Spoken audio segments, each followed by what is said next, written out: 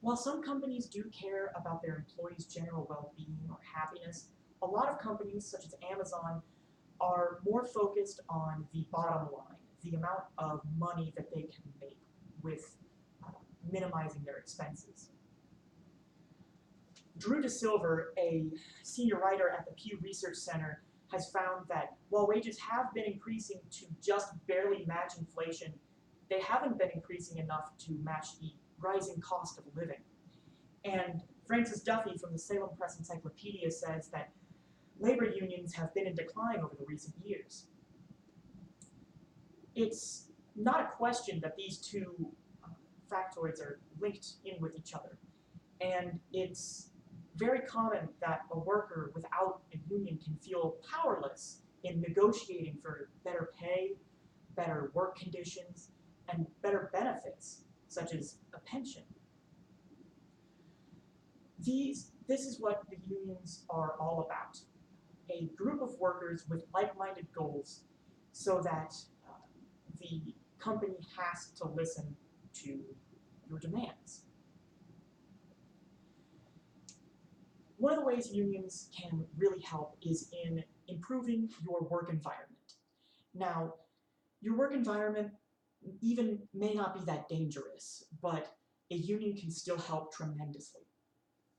Dr. John Triano has found that a small hindrance at work, something as small as an uncomfortable chair in your office building, um, when sat in for 8 hours a day, 40 hours a week for many years, can lead to actual spinal problems that would require medical attention.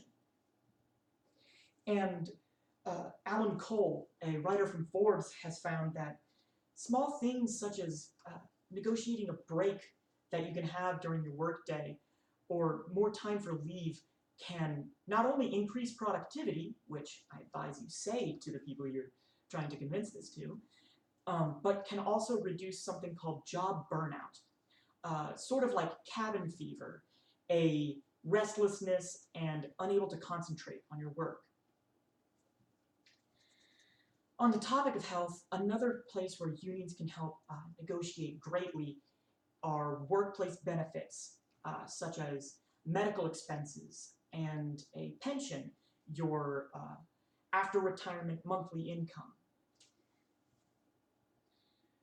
According to Union Plus, a nonprofit organization, only 68% of non-union workers have job-related health coverage, while a whopping 92% of union workers do. And I'm sure those 8% are lobbying currently.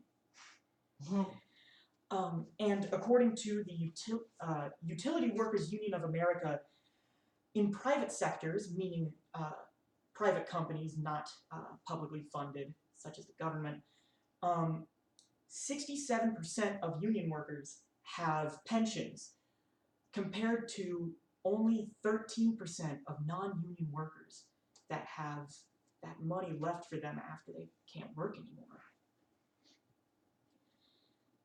On the topic of money, a union also will help you just get a base wage increase. One that will help be more competitive in the market and help you live a less stressful paycheck to paycheck life. According to unionplus.org, union employees make an average of 30% more than their non-union counterparts. And at its core, this idea of joining up as a group is what is most powerful about this union. While a company would have absolutely no trouble in firing one lone speaker that is negotiating a wage increase, when a majority of their workforce gets together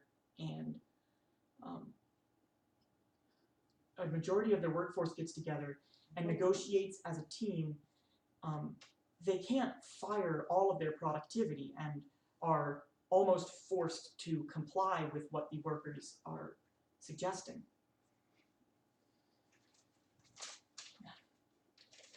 With the benefits I've talked about, it's no wonder that a union does wonders for the working class and the working communities.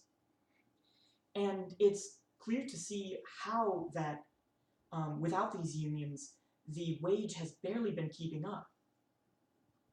Now, I know it may feel pointless to join a union because you're just one person, and maybe it doesn't feel like much to add one person to a group of a couple hundred or thousand, but every single person in that group is just another plus one.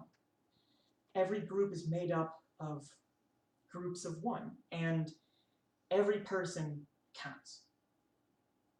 With a union at your back, you are leaps and bounds closer to getting the pay, the pension, the leave, the benefits that you deserve, and getting back the lost time in life.